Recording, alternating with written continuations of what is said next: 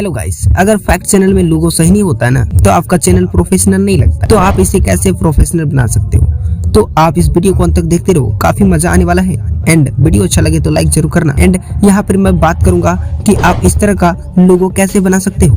तो चलिए वीडियो को इन तक देखते रहना, समझ में आ जाएगा।